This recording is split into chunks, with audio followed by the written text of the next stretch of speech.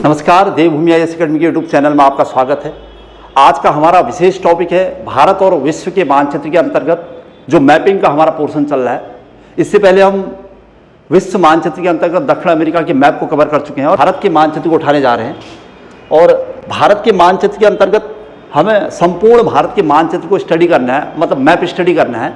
लेकिन आज जो हमने विशेष टॉपिक उठा रखा है भारत के मैप से संबंधित अलग अलग साइट्स, जैसे नॉर्थ ईस्ट है, नॉर्थ है, पश्चिमी भारत है, मध्य भारत, दक्षिण भारत, ये सब कवर करेंगे हम, या अंडमान निकोबार। लेकिन उसमें सबसे पहला जो हम पार्ट उठाना चाह रहे हैं आज, वो है नॉर्थ ईस्ट का पार्ट, ये वाला, जो कि हमारे लिए सबसे बड़ी चुनौती रहता है। और बहुत सारे क्वेश्चन आज की डेट में नॉर्थ ईस्ट बहुत ज़्यादा सुर्खियों में चल रहा है। बहुत सारे प्रोजेक्ट यहाँ पर बन रहे हैं भारत सरकार के, और हाईवेज डेवलप हो रहे हैं, और उसके बारे में हमें थोड़ा सा जानकारी चाहिए। चलिए, आज आप भी भारत के 28 राज्यों के अंतर्गत ये जो नॉर्थ ईस्ट के 7 सिस्टर्स प्लस 1 ब्रदर कहते हैं हम इसको, 7 बहनें और 1 भाई, मतलब यहाँ 7 + 1 8 राज्य पढ़ने जा रहे हैं हम लोग। तो इसको थोड़ा सा और सामने रखता हूँ, नॉर्थ ईस्ट के राज्य को, ताकि आप पूरी तरह से देख सकें अच्छी तरह से। ये देखिए नॉर्थ ईस्ट, अगर आप इन नॉर्थ ईस्ट के राज्य को देखेंगे ध्यान से, तो आपको बहुत सारे राज्य यहाँ पर, मतलब 7 सिस्टर्स जिसे हम कहते हैं, इसमें सबसे पहला यहाँ पर एक सिक्किम होगा। ये सिक्किम है, देखिए। और सिक्किम के बाद थोड़ा बीच में जो गैप दिखाई दे रहा होगा, ये वाला देश भूटान है, भूटान।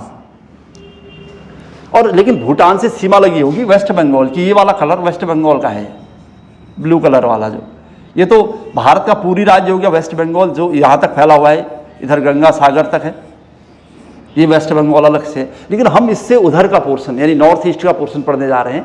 और इसमें हमें सबसे पहले सिक्किम मिला, और उसके बाद ये असम का कलर है, पिंक टाइप का कलर जो असम का दिख रहा है,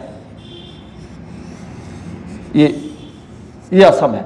और उसके बाद ये भूटान है, भूटान से सीमा बनाने वाला भारत का सबसे पूर्वी राज्य अरुणाचल प्रदेश। ये देखिए, ये तो मतलब सिक्किम, असम, अरुणाचल प्रदेश, नॉर्थ ईस्ट के 7 सिस्टर्स, और ये मेघालय। ये उसके बाद आप इधर जाएंगे तो यहाँ नागालैंड मिलेगा आपको। नागालैंड की राजधानी कोहिमा है, और अरुणाचल प्रदेश की राजधानी ईटानगर है। ये असम की राजधानी है आपका दिसपुर, और मेघालय की शिलोंग। तो मतलब 7 सिस्टर्स कवर कर रहे हैं हम लोग। और उसके बाद ये मणिपुर है, मणिपुर की राजधानी इम्फाल, और लास्ट इधर की तरफ मिजोरम, और मिजोरम की राजधानी आइजोल। और फिर आपको मिला त्रिपुरा, छोटा सा राज्य ये त्रिपुरा, अगरतला। अब हमारे पास बहुत सारे सब देखिए, अब मिजोरम, मणिपुर, नागालैंड, अरुणाचल, असम, त्रिपुरा, मेघालय और सिक्किम, ये उठाया हमने।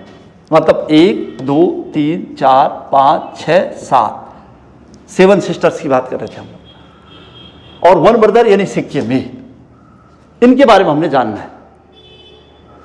चलिए, और थोड़ा सा डीप देखने के लिए इस वाले भाग को हमें एक और मैप का सहारा लेना पड़ेगा इसी कड़ी में,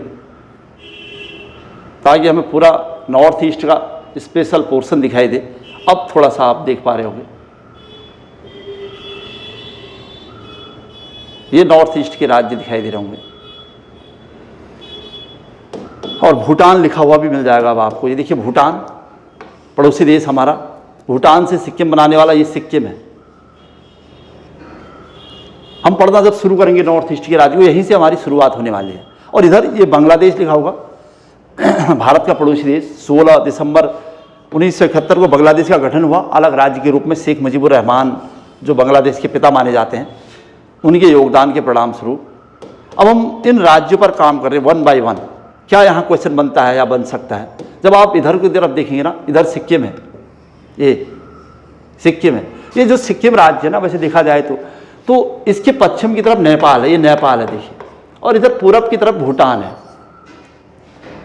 और ऊपर से लगा है चाइना, मतलब तिब्बत हम मानते हैं, चाइना या तिब्बत का पोर्शन कह सकते हो आप।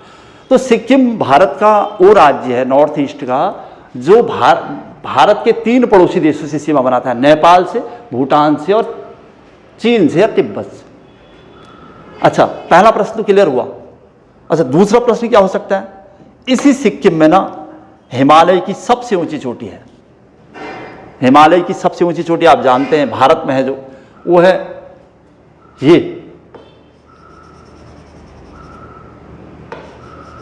वैसे भारत की सबसे ऊंची चोटी K2 गॉडविन आस्टन जो कि POK में है, और हिमालय की सबसे ऊंची चोटी तो ये आपका कंचनजंगा, कंचनजंगा ये सिक्किम में भारत की सबसे ऊंची चोटी।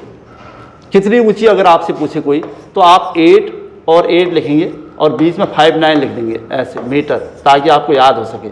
8598 8598 मीटर कंचनजंगा सिक्किम में है, भारत की यानी हिमालय की सबसे ऊंची चोटी। भारत की सबसे ऊंची चोटी कहेगा तो K2 गॉडविन आस्टन, वो POK में पड़ता है। तो ये है कंचनजंगा, उसकी हाइट। तो सिक्किम में एक प्रश्न मिला हमें अभी तक, और इसी कंचनजंगा के आसपास का जो क्षेत्र है ना कवर किया गया पूरी तरह से आज की डेट में। जब आप यहाँ पर और ज़्यादा डीपली देखेंगे तो इसका जो कवर किया हुआ पोर्शन है ना, ये वाला पोर्शन, इसके आसपास मतलब इसकी तलहटी का क्षेत्र ये, और ये है खंडन डेजांग। वैसे कंचनजंगा का ही नाम है खंडन डेजांग। खंडन डेजांग ना बायोस्फीयर रिजर्व है, जैव मंडल रिजर्व क्षेत्र है, मिश्रित टाइप का, या यूनेस्को की विश्व धरोहर सूची में शामिल। ये है आपका जैव मंडल रिजर्व क्षेत्र। तो इस टाइप के प्रश्न पूछता है कि खंडन डेजांग जैव मंडल रिजर्व कहाँ है, तो आप कहेंगे सिक्किम में है। दूसरा, भारत की सबसे ऊंची चोटी कंचनजंगा जिसकी हाइट 8598 है, कहाँ है तो सिक्किम में। सिक्किम कितने देशों से सीमा बनाता है तो 3 देशों से सीमा बनाता है, नेपाल, भूटान और चीन या तिब्बत। 3 प्रश्न मिले। चलिए इसी कड़ी में आगे बढ़ते हैं। और जब प्रश्न देखोगे आप ना सिक्किम में, इस सिक्किम को ऐसे बॉर्डर किया आपने चारों तरफ से। इसकी राजधानी गंगटोक, ये इसकी राजधानी गंगटोक है, ये आपको पता ही है, गंगटोक इसकी राजधानी है। इसी सिक्किम में ना आजकल एक सबसे ऊंची चोटी सबसे ऊंची झील मानी जा रही है। मतलब भारत, एशिया और विश्व में सर्वाधिक ऊंचाई पर स्थित झील कहा जा रहा है इसे। इसका नाम है चोलाम झील, चोलामू भी लिख दिया है इसको कहीं पर, आप जब पढ़ रहे होंगे तो चोलामू झील ऐसे। तो चोलाम झील आज विश्व, एशिया और भारत की सर्वाधिक ऊंचाई पर स्थित झील मानी जा रही है, जो तिब्बत यानी इससे लगे हमारे सीमा क्षेत्र सिक्किम में है। ठीक है, तो चोलाम झील कहाँ है तो सिक्किम, तिब्बत के समीप है पड़ती है। एक और अच्छा सा प्रश्न मिला आपको सिक्किम के प्रश्नों में से। अच्छा, सिक्किम से आप पड़ोसी देशों में की यात्रा करेंगे, जैसे आप सिक्किम से जाना चाह रहे हैं, ये सिक्किम का बॉर्डर है, तो आपको तिब्बत जाना है। इधर कैलाश मानसरोवर है, हम लोग भी मानसरोवर यात्रा करते हैं, तो सिक्किम से भी हम जा सकते हैं। मतलब सिक्किम से एक दर्रा है, ये नाथुला दर्रा। प्रश्न बहुत सारे मिलने वाले हैं। नाथुला दर्रा अगर कहाँ है पूछता है तो आप कहेंगे सिक्किम और तिब्बत के बीच, या भारत चीन के बीच, या फिर ये कहोगे यहाँ पर से ये वाला दर्रा है सिक्किम और इधर तिब्बत है, इधर सिक्किम। दूसरा दर्रा यहाँ पर जेलेपला, यहाँ पर ये दर्रा जेलेपला, नाथुला और जेलेपला। नाथुला दर्रा तो 1962 में जब भारत चीन के बीच मध्य संघर्ष हुआ था, उसी समय इस पर रोक लग गई थी, वरना यहाँ से बहुत सारे भूटिया व्यापार करते थे तिब्बत के साथ, लेकिन तब से इस पर रोक है। लेकिन वर्तमान में इसे फिर से पुनः खोल दिया गया है। अब कैलाश मानसरोवर यात्रा का सबसे सुगम रास्ता माना जाएगा इसे। तो नाथुला दर्रा किसके बीच है तो भारत और तिब्बत के बीच। मतलब कहाँ पर है तो सिक्किम, यहाँ पर। दूसरा है जेलेपला, आप जेलेपला से भूटान जाएंगे, ये देखिए भूटान, ये जेलेपला दर्रा। आप अपने देश, पड़ोसी देश भूटान से, भूटान और भारत के बहुत सारे संबंध हैं, जल नदियों को लेकर बहुत सारे जल समझौते हो रखे हैं। और आपको ये भी पता है कि भूटान से मानस नदी आती है, ये मानस नदी है, संकोश नदी है, ये संकोश नदी, ये सब भूटान की नदियां हैं जो यहाँ से होते हुए भारत यानी असम में आने वाले हैं। तो स्वाभाविक है। और जो भारत और भूटान के बीच का गैप दिख रहा है आपको, ये वाला पोर्शन है, तो इसे पॉलिटिकल लैंग्वेज की भाषा में चिकन नेक कहा जाता है। मतलब एक ऐसी गर्दन है, यहाँ पर देखो, यहाँ से शुरू है वैसे, जो सीमा क्षेत्र को लेकर काफ़ी दिक्कत पैदा करता है। इस वाले बॉर्डर का, क्योंकि यहाँ से ये चीन का क्षेत्र लगा हुआ है आज की डेट में तिब्बत पर, इधर भूटान का लगा हुआ है, ये भारत का है। तो भारत, भूटान और चीन के बॉर्डर सीमा क्षेत्र पर एक ऐसा भूभाग है जिसका बहुत मतलब क्लियर तरीके से सीमा निर्धारण आज तक नहीं हो पाया। इसी को लेकर काफी सीमा विवाद है। वैसे मूलतः भूटान का माना जाता है, लेकिन चीन इस पर अड़ंगा डालता है, और चूंकि भारत को संतुलित करने के लिए चीन ने भूटान को नजरअंदाज करके यहां तक अपना सीमा विस्तार कर रखा है। यहीं पर एक चिकन नेक है। तो हमें अब तक सिक्किम से बहुत सारे प्रश्न मिल गए। अच्छा, सिक्किम में अगर पर्यटन के हिसाब से देखेंगे तो उसकी राजधानी गंगटोक तो है ही, और वहीं पर सिक्किम में चुम्बी की घाटी भी होगी, चुम्बी की घाटी, ये सिक्किम में। अच्छा, उसके अलावा सिक्किम में जो मैं कह रहा था कि सबसे ऊंचाई पर स्थित झील है यहाँ पर, तो यहीं पर एक है जेमू ग्लेशियर, बहुत बड़ा टॉपिक माना जाता है। जेमू ग्लेशियर है यहाँ पर, जेमू ग्लेशियर। इसी ग्लेशियर के आसपास से कई नदियां निकलती हैं वैसे देखा जाए तो। इसमें से एक नदी भारत ये चुम्बी घाटी होते हुए यहां आ जाती है, यह है तिस्ता नदी। तिस्ता नदी के बारे में सुना है? तिस्ता नदी जल विवाद किन दो देशों के बीच है, तो जब ये यहां से आएगी तो भारत आएगी, वेस्ट बंगाल वगैरह इन क्षेत्रों में, उसके बाद यहां से बांग्लादेश चली जाएगी तो भारत और बांग्लादेश के बीच होगा। तो तिस्ता नदी जल विवाद किस किस के बीच है, तो भारत और बांग्लादेश के बीच। तो यही जेमू ग्लेशियर के करीब से नदी निकलती है और चुम्बी घाटी होते हुए यहाँ आ जाती है, और इसके बाद यहाँ बांग्लादेश में चली जाती है। तो भारत बांग्लादेश के बीच प्रॉब्लम, तो कई चीज़ें मिली आपको जेमू ग्लेशियर मिला इस क्षेत्र में। भारत की मतलब भारत की सबसे ऊंची चोटी जो हिमालय में है वो मिली, कंचनजंगा, खंडन डेजांग बायोस्फीयर रिजर्व मिला, नाथुला दर्रा मिला, जेलेपला दर्रा मिला। उसके अलावा सर्वाधिक ऊंचाई पर स्थित झील मिली, चोलाहम झील, और चुम्बी की घाटी मिली। ये सब क्षेत्र देखा आपने। चिकन नेक का कंसेप्ट क्लियर हुआ आपका? अच्छा, इस क्षेत्र में पड़ता है। ये हमारा देश भूटान, पड़ोसी देश। भूटान से भारत के 4 राज्य लगे हुए हैं। एक तो सिक्किम लगा हुआ है, वेस्ट बंगाल लगा हुआ है, यहाँ से असम लगा हुआ है, यहाँ से अरुणाचल लगा हुआ है। ये देखिए, ये भूटान पड़ोसी देश से भारत के 4 राज्य लगे हुए हैं। अच्छा, जब हम सिक्किम को कवर करने के बाद इधर की ओर आए तो ये हमें यहाँ पर ये क्षेत्र हमें मिला अरुणाचल का। ये देखिए ये भारत का सबसे पूर्व राज्य माना जाता है अरुणाचल। ये जनरली आप जानते हैं कि भारत का सबसे पूर्वी राज्य आपसे कोई पूछेगा तो अरुणाचल। लेकिन अरुणाचल की जब कैपिटल देखेंगे ना, आपको लगेगा ये ईटानगर है। देखिए ईटानगर यहाँ पर है। तो भारत का सबसे पूर्वी राज्य पूछेगा तो अरुणाचल है, कोई डाउट नहीं है। लेकिन भारत की सबसे पूर्वी राजधानी कहेगा तो प्रश्न अलग हो जाएगा, तब अरुणाचल की राजधानी नहीं होगी। तो ये देखिए, ये यहाँ है, और यहाँ देखिए नागालैंड, ये नागालैंड है, ये वाला छोटा सा राज्य इधर की तरफ। ये नागालैंड की राजधानी जब देखेंगे तो कोहिमा, तो ये रह गया कोहिमा, ये, और ये रह गया ईटानगर। अगर भारत की सबसे पूर्वी राजधानी कहता है तो आप कहेंगे कोहिमा है भारत की सबसे पूर्वी राजधानी, कोहिमा, और वो नागालैंड की राजधानी है। ठीक है, अगर प्रश्न आया तो आप जल्दबाजी में टिक नहीं मार सकते। भारत का सबसे पूर्वी राज्य अरुणाचल जरूर है, लेकिन भारत की सबसे पूर्वी राजधानी कोहिमा की नागालैंड की राजधानी कोहिमा। क्लियर हो गया होगा आपका? अच्छा, ऐसे ही लेकिन भारत का सबसे पूर्वी बिंदु कहता है तो आप कहोगे किबिथु। भारत का सबसे पूर्वी बिंदु किबिथु ये, और ये अरुणाचल प्रदेश में हुआ किबिथु। ये वैसे जनरली आपने पढ़ा ही होगा, भारत का सबसे पूर्वी बिंदु किबिथु अरुणाचल प्रदेश। क्योंकि भारत का सबसे पूर्वी राज्य अरुणाचल है तो वही होगा सबसे पूर्वी बिंदु। तो हमें भारत का सबसे पूर्वी बिंदु मिला, और भारत की सबसे पूर्वी राजधानी कोहिमा मिली, और लेकिन अरुणाचल की राजधानी हमें ईटानगर मिली, और ईटानगर काफ़ी पश्चिम में है कोहिमा के। चलिए, अरुणाचल से प्रश्न ढूंढ रहे हैं। अरुणाचल प्रदेश एक ऐसा राज्य है जो भारत के सबसे पूर्व में है, और केवल भारत के 2 राज्यों से लगता है। देखो, ये एक असम से सीमा बना रहा है ये वाला, और यहाँ पर से नागालैंड से सीमा बनाता है। तो इसका नंबर है 2, मतलब केवल नागालैंड से सीमा बनाने वाला और असम से सीमा बनाने वाला। ज़्यादा इधर भूटान लगा हुआ है इसमें। अच्छा, राजधानी ईटानगर है। और प्रश्न ढूंढने लगेंगे तो सबसे पूर्वी बिंदु मिल जाएगा आपको, किबिथु मिल गया। और अगर इसमें प्रश्न ढूंढोगे तो यहीं पर है बोमडीला दर्रा, यहाँ पर मिलेगा आपको बोमडीला।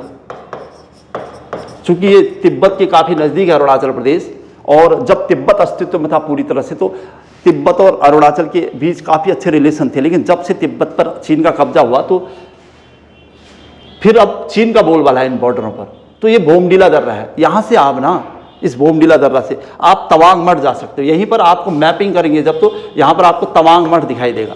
तवांग मठ कहते हैं भारत का सबसे ऊंचा बौद्ध मठ है, अरुणाचल प्रदेश और तिब्बत की सीमा पर ये बॉर्डर है। देखिए, तो तवांग मठ जाने का एक दर्रा है ये बौद्ध भिक्षुओं का, बोमडीला। तो बोमडीला दर्रा कहाँ है? अरुणाचल में है।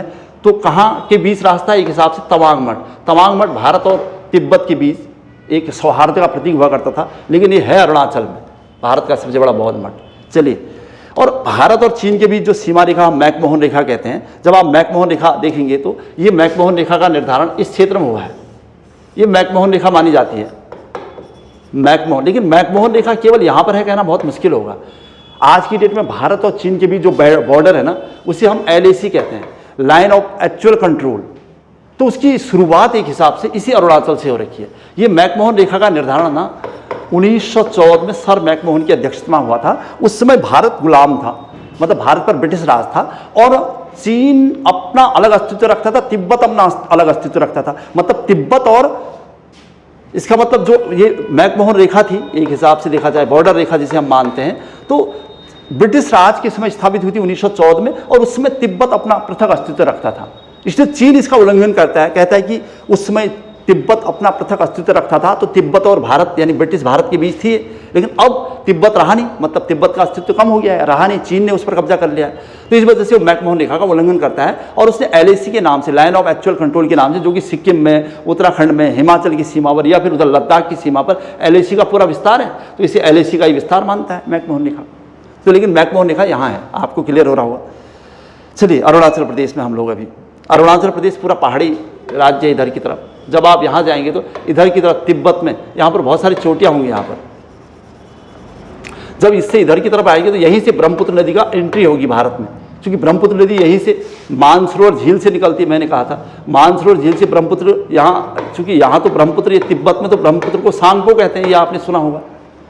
लेकिन जब ब्रह्मपुत्र नदी यहाँ पर आती है तो वो अरुणाचल प्रदेश के यांग्याप दर्रे में ही प्रवेश करती है। ये अरुणाचल प्रदेश का यांग्याप दर्रा है। यहाँ पर अब मैं एक बार और क्लियर दिखाता हूँ आपको।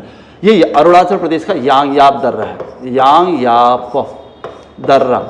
तो यांग्याप दर्रा कहाँ है? अरुणाचल प्रदेश में। क्यों इंपॉर्टेंट है? क्योंकि यहाँ पर ब्रह्मपुत्र नदी का भारत में प्रवेश हो रहा है। ये ब्रह्मपुत्र है, और ब्रह्मपुत्र आई कहाँ से? वो मानसरोवर झील से आई, तिब्बत की। ये तिब्बत की मानसरोवर झील है, और इस ब्रह्मपुत्र को जब ये यहाँ पर आ रही होती तिब्बत में, यहाँ पर इसका नाम सांगपो है, सांगपो। ये ठीक है, तो सांगपो नदी का यहाँ प्रवेश हुआ है। फिर बहुत सारी इस ब्रह्मपुत्र से यहाँ पर सहायक नदियाँ मिल जाती।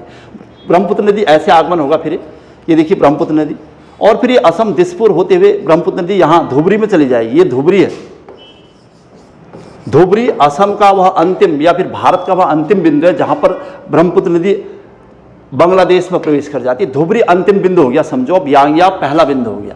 तो ये ब्रह्मपुत्र नदी है, और ब्रह्मपुत्र नदी की लंबाई की बात करेंगे तो ये वाली जो भारत में दिखाई दे रही है, वैसे तो ब्रह्मपुत्र नदी की लंबाई 2900 किलोमीटर लिखते हैं हम लोग, लेकिन ये वाली केवल 916 किलोमीटर है। भारत में ब्रह्मपुत्र की लंबाई केवल 916 किलोमीटर है। ऊपर से सांगपो नाम इसका तिब्बत में है, और जैसे ही यहाँ आती है अरुणाचल प्रदेश में, तो अरुणाचल में लोग इसका नाम दिहांग कहते हैं। जब असम में प्रवेश होता है ना, तब जो इसका नाम पड़ता है ब्रह्मपुत्र। बहुत सारे नाम है, आपने सुना ही होगा। और जब हमसे यानी धुबरी से बाहर निकल जाती बांग्लादेश में, तब इसका नाम पड़ गया जमुना। और जब ये गंगा में मिल जाएगी, गंगा, मेघना और जमुना की संयुक्त धारा, तब इसको लास्ट में मेघना कहा जाएगा। तो पूरी कहानी क्लियर हो रही है कि ब्रह्मपुत्र, तिब्बत में इसका नाम, अरुणाचल में इसका नाम दिहांग, और असम में इसका नाम ब्रह्मपुत्र, और धुबरी के बाद इसका नाम पड़ गया जमुना। और फिर जब बांग्लादेश में गंगा से मिल जाएगी, तब मेघना की एक धारा मिलेगी, तो संयुक्त धारा को मेघना कहेंगे। और भारत में 916 किलोमीटर है ब्रह्मपुत्र नदी। लेकिन जब ब्रह्मपुत्र नदी को और ध्यान से देखेंगे ना आप, तो यहाँ पर असम में ये यहाँ पर इस ब्रह्मपुत्र नदी पर ना एक नदी द्वीप है, माजुली कहते हैं जिसे। माजुली आइलैंड तो क्या कहते हैं इसे, ना नदी के द्वारा खुद बनाया गया द्वीप है एक, माजुली द्वीप कहते हैं हम इसको। और माजुली द्वीप विश्व का सबसे बड़ा नदी द्वीप माना जाता है। लेकिन एक इसी के पैरेलल एक नदी द्वीप ब्राज़ील में है, अरागुइया नदी पर, और उसे भी विश्व के बड़े नदी द्वीपों में शामिल किया गया है। लेकिन हम भारत और एशिया का सबसे बड़ा नदी द्वीप कहेंगे तो हमें माजुली द्वीप दिखाई देगा। तो माजुली द्वीप, प्रश्न पूछा है माजुली द्वीप कहाँ है? इसे असम की सांस्कृतिक राजधानी कहा जा रहा है, ध्यान रखना। मतलब और है कहाँ? तो असम में है। असम में ब्रह्मपुत्र नदी के किस तट पर है? ब्रह्मपुत्र नदी का जो मूवमेंट यानी दिशा है, लोकेशन, डायरेक्शन है, तो इधर की ओर जा रही है ब्रह्मपुत्र। तो इसका मतलब ये, तो इसका राइट इधर हो गया। और इधर लेफ्ट इधर हो गया। तो इसका मतलब है कि माजुली द्वीप ब्रह्मपुत्र नदी के दाहिने तट पर है, राइट हैंड साइड पर है, वो भी असम में है और इतना फेमस है तो इसे असम की सांस्कृतिक राजधानी कहा जाता है।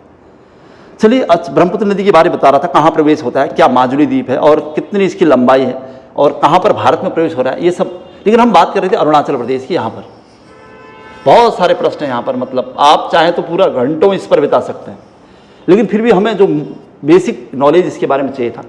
जब आप असम में जाएंगे और डीप मतलब असम के क्षेत्रों में जाएंगे तो वहाँ पर उसके जो क्षेत्रीय नाम हैं असम और फिर अरुणाचल, तो यहाँ पर असम में बहुत सारी पहाड़ियाँ हैं।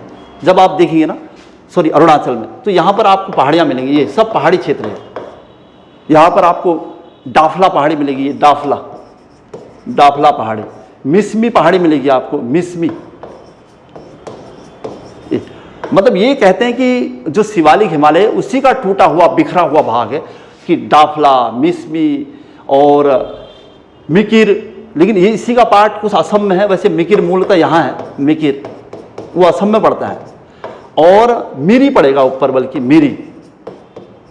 तो मिरी की पहाड़ी, मिसमी की पहाड़ी, डाफला पहाड़ी, मिकिर पहाड़ी, ये सब शिवालिक हिमालय के हिस्से हैं। और देंगे तो इधर नागालैंड की तरफ बराइल हिल्स कहते हैं इसको, बराइल हिल्स, ये सब कहीं न कहीं शिवालिक हिमालय के भाग है, उन्हीं के टूटे हुए खंड हैं। तो हम नॉर्थ ईस्ट की बात करें तो नॉर्थ ईस्ट में कौन सी पहाड़ियाँ, तो मिरी, मिसमी, डाफला, मिकिर और बराइल। बराइल और मिकिर आपको असम की तरफ मिलेंगे और मिरी, मिसमी, डाफला सब अरुणाचल प्रदेश की तरफ मिलेंगे। चलिए पहाड़ों की बात कर रहे थे हम, पहाड़ियों की। अच्छा, और अरुणाचल में जाएंगे तो इस पोर्शन की तरफ जब पूर्वी भागों में जाएंगे तो यहाँ पर एक दर्रा होगा, दिफू, ये है दिफू दर्रा। मतलब जो अरुणाचल भारत का सबसे पूर्वी बिंदु था किबिथू, वहीं है दिफू दर्रा। दिफू दर्रे से आप यहाँ से तिब्बत भी जा सकते हो, यहाँ से म्यांमार भी जा सकते हो और इंडिया भारत भी जा सकते हो। तो 3 देशों के बॉर्डर पर है दिफू दर्रा।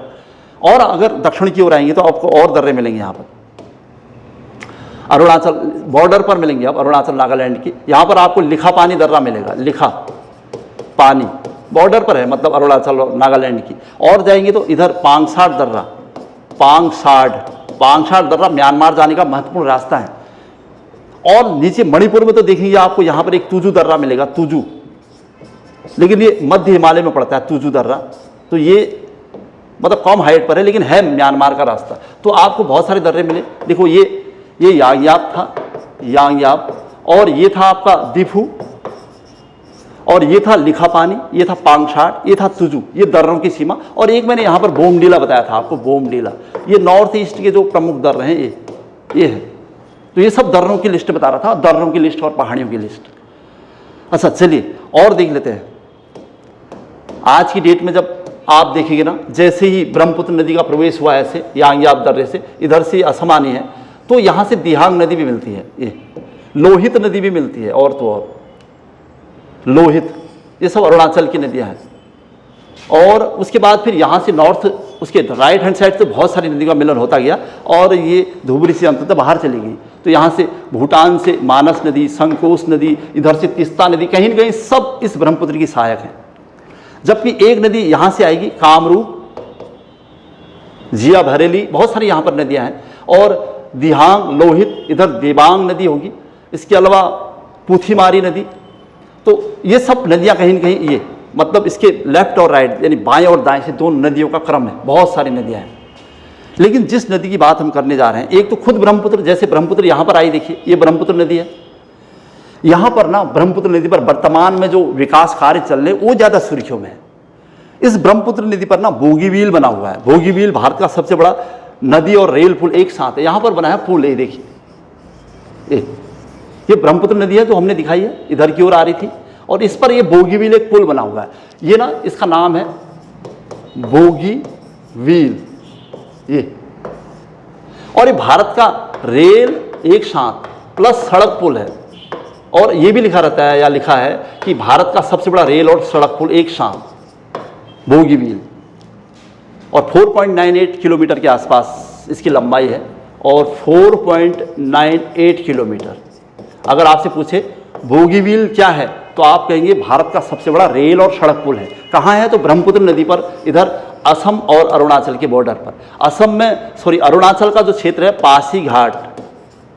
पासीघाट से लेकर, वैसे बॉर्डर ही है सब, और ये है डिब्रूगढ़, असम का डिब्रूगढ़।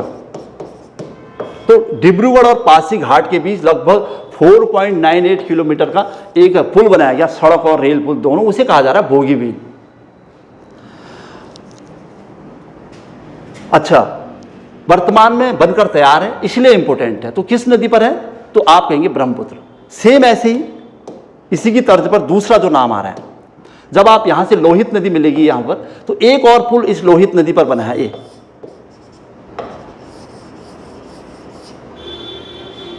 जो लोहित नदी पर पुल बनाया गया है, और इसे कहा जा रहा है भूपेन हजारिका पुल। भूपेन हजारिका पुल, हजारिका पुल 9.15 किलोमीटर का लगभग है। 9.15 किलोमीटर, सबसे लंबा पुल मानते हैं इसे। बोगीबील था सबसे लंबा रेल और सड़क पुल दोनों एक साथ था, लेकिन ये सबसे लंबा रेल पुल माना जा रहा है, भारत का सबसे लंबा रेल पुल। 9.15 किलोमीटर बहुत ज़्यादा है ऐसे, लेकिन ये है किस नदी पर? तो लोहित, ये लोहित नदी पर होगा, ब्रह्मपुत्र पर नहीं होगा। लोहित ब्रह्मपुत्र की सहायक हुई, और ये भी अरुणाचल और असम की सीमा पर होगा। अरुणाचल और असम की सीमा पर, ये बॉर्डर को कवर करने के लिए बहुत विकास कार्य चल रहे हैं यहाँ पर, अरुणाचल और असम की सीमा पर। शादिया आपने सुना होगा, असम में जगह है, वैसे बॉर्डर में ही है एकदम शादिया। तो हमें दोनों, भूपेन हजारिका पुल भारत का सबसे लंबा रेल पुल लोहित नदी पर असम और अरुणाचल की सीमा पर है, और 9.15 किलोमीटर है, भूपेन हजारिका पुल कहा जा रहा है उसे। और भारत का सबसे बड़ा रेल और सड़क पुल बोगीबील, वो यहीं पर बॉर्डर में ही है, लेकिन वो ब्रह्मपुत्र नदी पर था, और वो है 3.598 किलोमीटर का। अच्छा, ये वाला जो करंट में जो सुर्खियों में चल रहा था ये। अच्छा, उसके अलावा और देखिए ना, ये जो बॉर्डर दिखाई दे रहा होगा आपको अरुणाचल और नागालैंड का, तो यहाँ पर बाहर की तरफ ना एक पहाड़ी है, ये आप जाएंगे मैप में तो पटकाई बूम कहते हैं इसको, पटकाई बूम की पहाड़ी अगर पूछे, ये भी शिवालिक हिमालय का हिस्सा माना जाता है। पटकाई बूम की पहाड़ी कहाँ है? तो आप कहेंगे अरुणाचल और नागालैंड की सीमा पर, ये अरुणाचल और नागालैंड की सीमा पर। अच्छा, इसके अलावा प्रश्न जो आपको दिखाई दे रहे होंगे, तो ये अरुणाचल है, देखिए अंग्रेजी राजभाषा है यहाँ की, हिंदी के अलावा, हिंदी क्या अंग्रेजी यहाँ की राजभाषा मानी जाती है ऐसे। नागालैंड की राजधानी कोहिमा, भारत की सबसे पूरी राजधानी। इसी नागालैंड में एक चोटी है, नॉर्थ ईस्ट की महत्वपूर्ण चोटियों में, जिसका नाम है सरामती। मतलब 3.6 ऐसे लिखना, आप याद रखना है, और 8.2 यानी 3.826 मीटर हाइट है इस सरामती की। सरामती चोटी जो कि नागालैंड में है, नॉर्थ ईस्ट की सबसे ऊंची चोटियों में इसका नाम है, लेकिन ये है नागालैंड में सरामती नाम है इसका, 3826 मीटर। ठीक है, नागालैंड से प्रश्न मिले हमें, और नागालैंड केवल अरुणाचल से सीमा बना रहा है, और मणिपुर से सीमा बना रहा है, और असम से, यानी 3 राज्यों से सीमा बनाता है नागालैंड। नागालैंड से जैसे आप आगे बढ़े तो ये आया एक छोटा सा राज्य, ये है मणिपुर। मणिपुर की सीमाएं देखेंगे तो एक नागालैंड से, और एक असम, मिजोरम से, एक असम से, 3 राज्यों से ये भी लगता है मणिपुर। खास बात क्या है, मणिपुर में एक झील है ऐसे, मणिपुर के बीचों बीच में देखेंगे ना, तो एक यहाँ पर झील मिलेगी आपको, और उसी झील के बीच में एक पार्क मिलेगा, केबुल लामजाओ पार्क। ये झील तो है लोकटक झील, और इसी झील के बीच में ना आपको मिलेगा केबुल लामजाओ पार्क, केबुल लामजाओ पार्क। और चूंकि झील के बीच में होने की वजह से कुछ इस टाइप का दिखता है, मतलब चारों तरफ झील है, जैसे आपको लगेगा ये चारों तरफ झील है, इसके बीच में पार्क है ये, और चारों तरफ पानी होने की वजह से इसे विश्व का तैरता हुआ पार्क कहते हैं, विश्व का तैरता हुआ पार्क। कई बार क्वेश्चन बन चुका है, तैरता हुआ पार्क कहाँ है, भारत और विश्व का, तो उसे कहेंगे केबुल लामजाओ पार्क, और ये है आपके मणिपुर में, लोकटक झील के बीचों बीच में। और इसी तैरता हुआ पार्क जिसे हम कह रहे हैं केबुल लामजाओ पार्क, यहीं पर एक जीव, जंगली जीव या पशु को संरक्षित किया गया है। जिस पर संकट है भारत में वो है थामिन मृग। भारत सरकार ने यहीं पर इस केबुल लामजाओ पार्क या फिर लोकटक झील के बीच में एक योजना चलाई थी इसको बचाने के लिए, थामिन मृग परियोजना। थामिन मृग परियोजना, थामिन मृग परियोजना कब चली अगर पूछे तो आप कहेंगे 1977 में चली। थामिन मृग डीर का एक टाइप है, तो उसको बचाने के लिए 1977 में यहाँ पर थामिन मृग परियोजना चलाई थी केबुल लामजाओ पार्क में या लोकटक झील के पास। क्लियर हो गया होगा तैरता हुआ पार्क और थामिन मृग परियोजना। अच्छा, इनके बॉर्डर कितने कितने राज्य से लगे हुए हैं और थोड़ा सा ध्यान दे देखेंगे आप इस पोर्शन की तरफ। हमने ये वाला पोर्शन कवर किया है इस बार। तो ये मिजोरम है, आप देखिए, और यहाँ पर ये मिजोरम का बॉर्डर है। इधर म्यांमार लिखा हुआ है। म्यांमार यानी भारत का पड़ोसी देश। इससे हमारे कितने राज्य लगे हैं? 1 2 3 4, मतलब म्यांमार से 4 राज्य सीमा बनाते हैं, आपको पता ही है। इसमें ये मिजोरम है। मिजो की पहाड़ियाँ इधर मिजो हिल से होंगी। ये मिजोरम की राजधानी आइजोल। और मिजोरम को और थोड़ा सा ध्यान से देखेंगे तो आपको यहाँ पर एक चोटी मिलेगी, भारत की एक महत्वपूर्ण चोटियों में से। नाम महत्वपूर्ण है बस, ये लुसाई हिल्स भी कहते हैं इसको, मिजो हिल्स और लुसाई हिल्स। लुसाई जनजाति भी रहती है यहाँ पर। और यहाँ पर एक चोटी है, वैसे तो हिंदी में नीला पर्वत कह देते हैं इसको। अब नीला पर्वत का मतलब ब्लू माउंटेन, तो या ब्लू माउंटेन की चोटी। वैसे तो ब्लू माउंटेन नीलगिरी को कहा जाता है, लेकिन यहाँ पर ब्लू माउंटेन की चोटी अगर पूछे या नीला पर्वत कहाँ है पूछे, ब्लू माउंटेन की चोटी, तो आप कहेंगे आराम से मिजोरम में है। कितनी हाइट है पूछेंगे तो 2164 मीटर हाइट होगी उसकी। मतलब नीला पर्वत या ब्लू माउंटेन की चोटी कहाँ है तो आप कहोगे यहाँ पर है, ये मतलब मिजोरम में है। मिजो हिल्स पर है वो।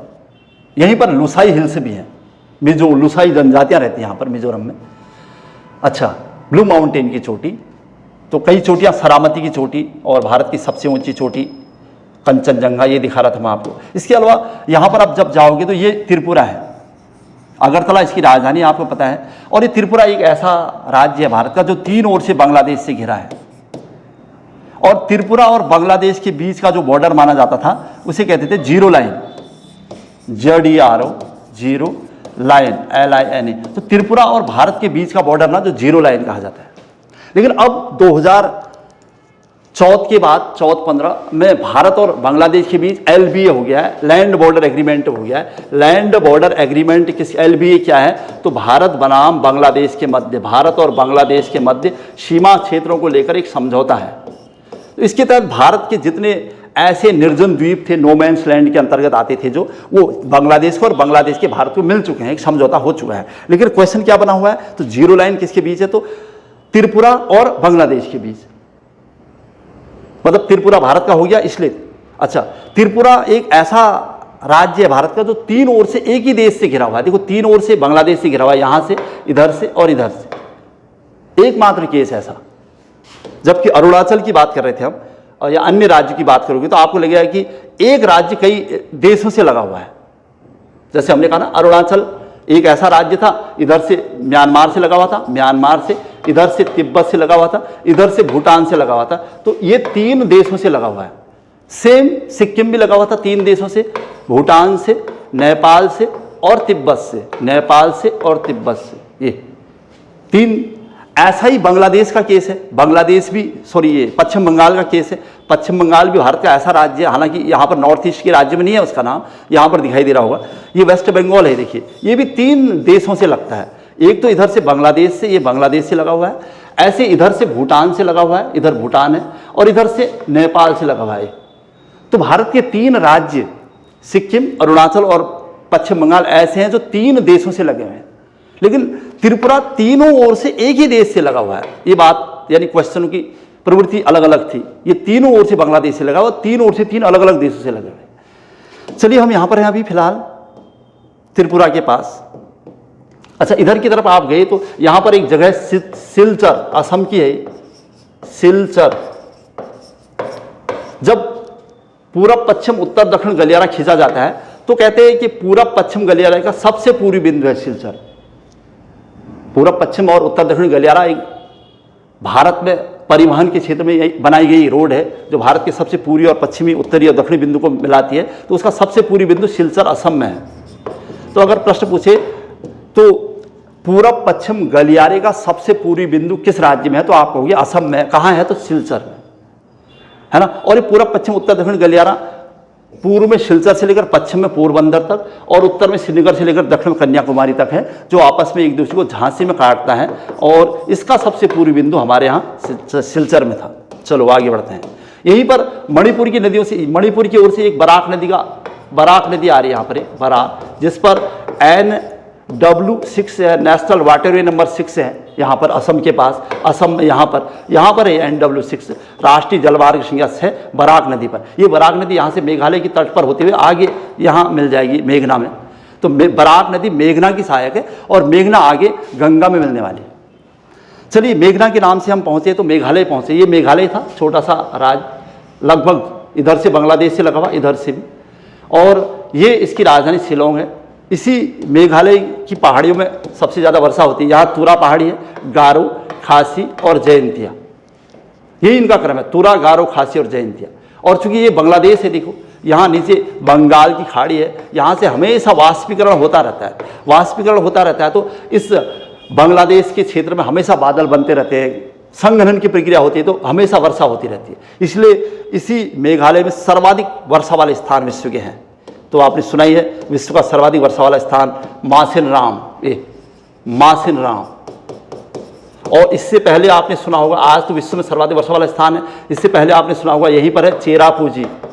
तो चेरापूंजी और मासिनराम विश्व में सर्वाधिक वर्षा वाले स्थान कहाँ हैं, तो आप कहोगे मेघालय में।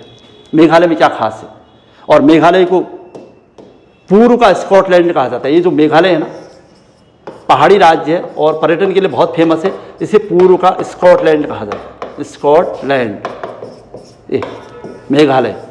और देखेंगे तो यहाँ पर एक नॉकरेक बायोस्फीयर रिजर्व होगा, यहाँ कहीं नॉकरेक बायोस्फीयर रिजर्व, यानी जैव मंडल रिजर्व। कहाँ है, पूछता है, जैव मंडल रिजर्व।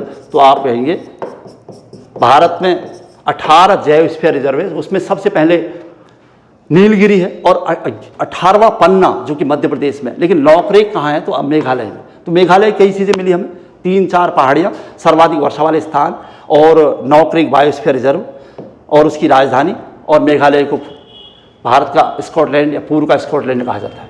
और इसके बाद ये असम का पोर्शन था, यहाँ पर था धुबरी। यहीं पर ब्रह्मपुत्र नदी अंतिम रूप से भारत से बाहर चली जाती थी बांग्लादेश में। ये बांग्लादेश है। जब आप बांग्लादेश को देखेंगे ना, भारत से अलग हुआ, तो बांग्लादेश भारत के लगभग 5 राज्यों से लगता है। इधर से पश्चिम बंगाल से, ये इधर से असम से, ये मेघालय से, ये त्रिपुरा और ये मिजोरम, यानी 5 राज्यों से लगने वाला। जबकि म्यांमार कितने से लगता था, 4 से। इसके अलावा भूटान भी 4 से लगता था। इधर हमने भूटान पढ़ा था, ये नेपाल 5 से लगता था, और भूटान पढ़ा था हमने, भूटान 4 से लगता था।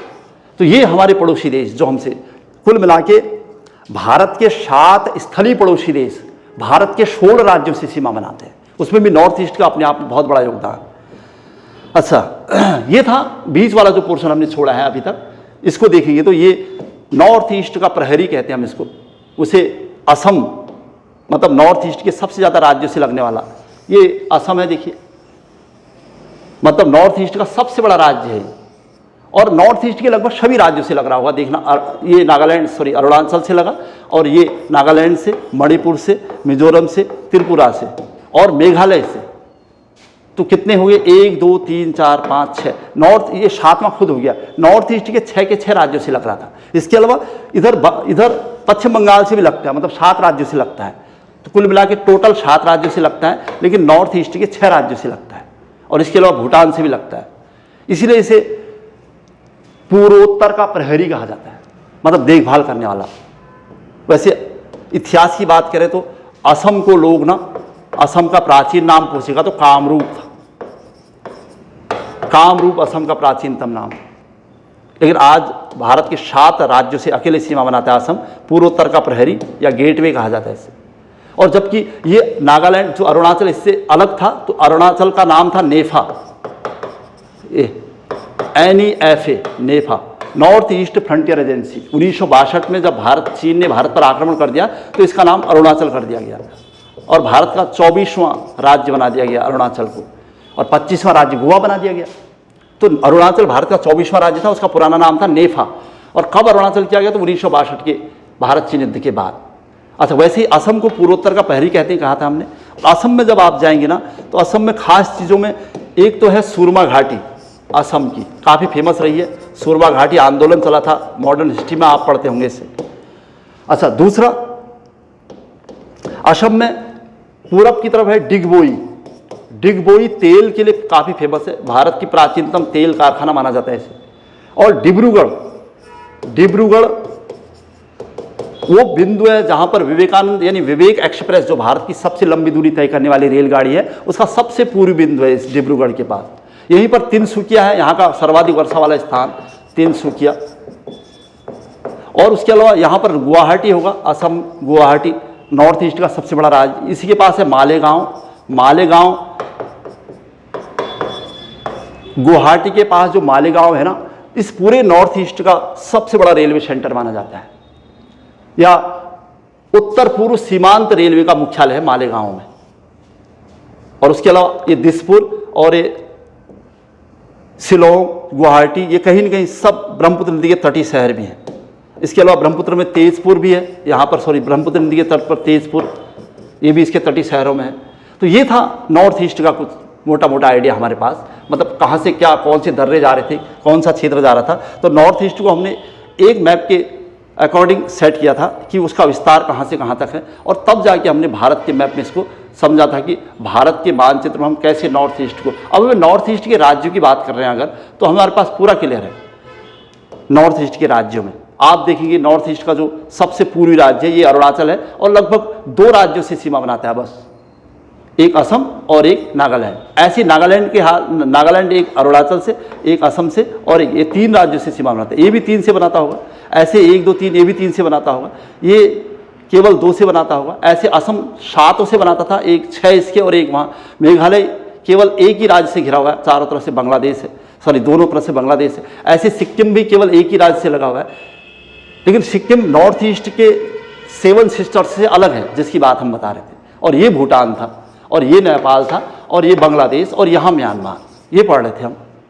अब हमें नॉर्थ ईस्ट के बारे में, ये वाला जो पोर्शन था, उसके बारे में मोटा मोटा आइडिया सब है कि कौन राज्य कितनों से सीमा बनाता है, वहाँ पर किस किस के कौन कौन से दर्रे हैं, कहाँ से कहाँ जाने का।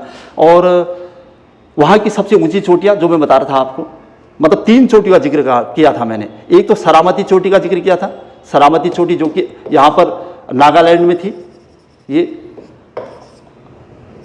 3, 8, 2, 6, 3826 मीटर। और भारत की सबसे ऊंची चोटी यहाँ थी, और एक कंचनजंगा होगी। एक चोटी और बताई थी मैंने, यहाँ पर नीला पर्वत कहते थे, ब्लू माउंटेन, 2164 मीटर का। ये तो 3 चोटियाँ थी। उसके अलावा दर्रे तो मैंने चारों तरफ से सारे कवर किए थे आपके। और फिर कौन से राज्य कितने राज्यों से लगे हुए हैं और कितने पड़ोसी देशों से लगे हुए, ये भी इसके अंतर्गत आया था। और एक था ब्रह्मपुत्र नदी का डिटेल कर रहे थे हम, उसमें कौन कौन से वर्तमान में प्रोजेक्ट चल रहे हैं, ये सब। तो ये थी आज की क्लास। नॉर्थ ईस्ट के बारे में हल्का सा जानकारी प्राप्त करनी चाहिए थी हमने। अब हम नॉर्थ ईस्ट के बारे में किसी भी बुक में पढ़ते हैं डिटेल, तो हमें बेसिक जानकारी उसके मैप से मिल चुकी है। इसी संदर्भ में हम भारत के मैप से संबंधित साउथ पोर्शन, मध्य भारत, कश्मीर यानी जम्मू और लद्दाख कवर करेंगे, प्लस काठियावाड़ का पठार, दंडकारण्य, ये सब कवर कर सकते हैं। चलिए आज की क्लास यहीं पर समाप्त हुई। जय हिंद, जय उत्तराखंड।